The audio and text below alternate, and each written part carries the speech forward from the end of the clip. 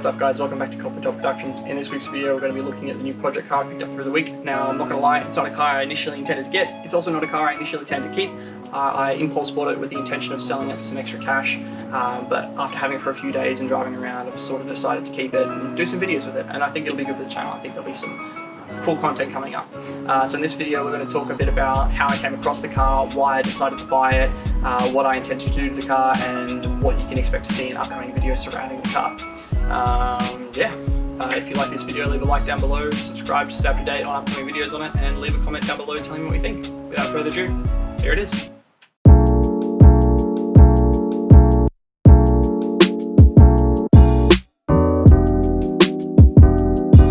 So here it is in all its glory. It is a 1995 E36 BMW 318i. That is the single overhead cam 1.8 litre BMW E36.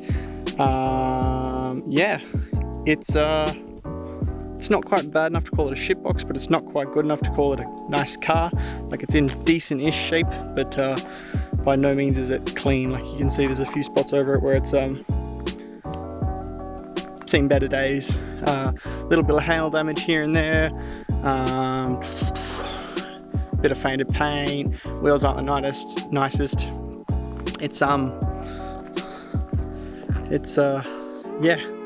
Just another E36.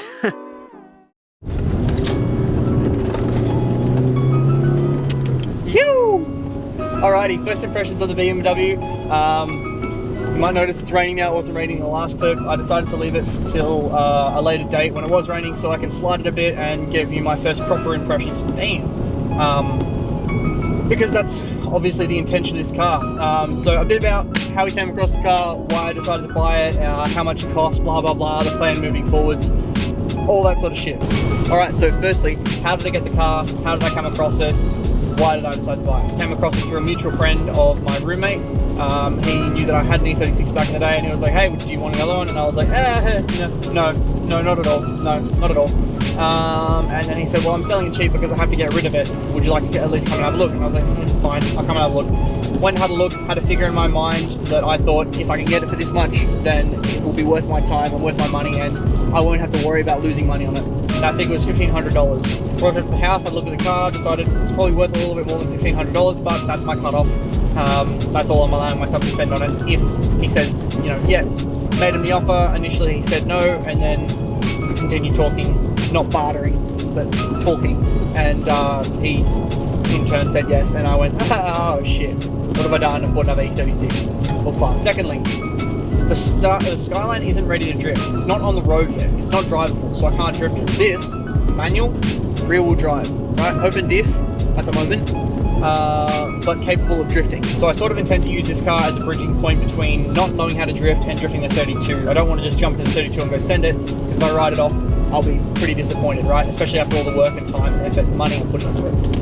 So that's sort of the purpose of this car, is to be thrashed, work on and enjoy. This is just a car that I'm going to enjoy, and I'm just enjoying it because there's no pressure. I'm not worried about the paint getting scratched. I'm not worried about spinning out, and I'm not worried about anything other than going home and working on my 32 so that I can eventually drive a nice car and drift a nice car. So yeah, that's the purpose of this car. That's the gap this car fills. If you guys are keen for the BMW content, or just keen to see us, get in and do some skids, leave a like down below, leave a comment telling me what you think, and if you haven't done already, hit that subscribe button so you can follow along and watch me ride off this E36, because that's probably what's going to happen. But like I said earlier, I'd rather do that to this than to the 32, so yeah.